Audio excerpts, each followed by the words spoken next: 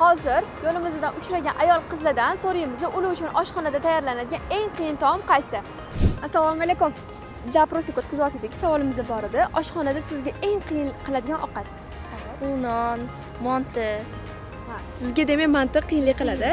Bizada Barra 24 manti mahsulotlari bor, tayyor tugilgan, toza halol go'shtga qilingan, hidsiz. Barra 24 manti mahsulotlari albatta tatib ko'ringlar, xo'p? Rahmat. Sog' bo'linglar. Manti. Mana bu Barra 24 yarim tayyor mahsulotni oila a'zolaringiz bilan albatta tatib ko'ring, xo'p? Oshxonada sizga eng qiyinlik qiladigan ovqat? Chuchvara. Chuchvara. Sizga bu. Sog' bo'ling, charchamang. Osh bo'lsin. Manti qiyin. Xo'p, yanachi. Chuchvara. Xo'p, yana Shu osh xamirlar qiyin-da. xamirli ovqatda. Rahmat. Ha, bepul sizlarga.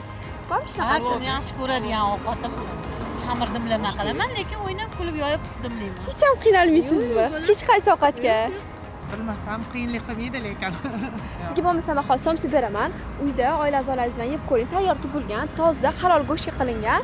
Endi men просто bunaqa yarim tayyor mahsulot olmaganim sabab barbarni odam yegan luqmasiga albatta e'tiborli bo'lish kerak, chunki bizni ibodatimizga, boshqa narsalarimizga ta'sir qiladi-da. Sog' bo'ling. Salomat bo'ling. Osh bo'lsa rahmat kattakon. Yo'q, qo'limdan keladi. Oshxonada Qo'lingdan ishlaganman. keladi. Endi har kuni qilish sizga og'irlatmaydimi? Yo'q. Xo'p, qarang, bizada Barra 24 yarim tayyor mahsuloti bor. Somsasi toza tugilgan, shundoq ichida toza go'sht, halol mahsulot. Yeb ko'rishingiz kerak, albatta. Hozir sizga beramiz. Tatib ko'rasiz, xo'p, oila a'zolaringiz bilan. Bu bizning somsamiz, juda ham mazali. Osh bo'lsa yoqimli, ishtaha, rahmat sizga. Siz ham endi oshxonadagi qiyinchiliklarni unutsangiz bo'ladi, chunki Barra 24 yarim tayyor mahsulotlari sizga ko'makchi bo'ladi. Barra 24 xuddi uyingizdagidek.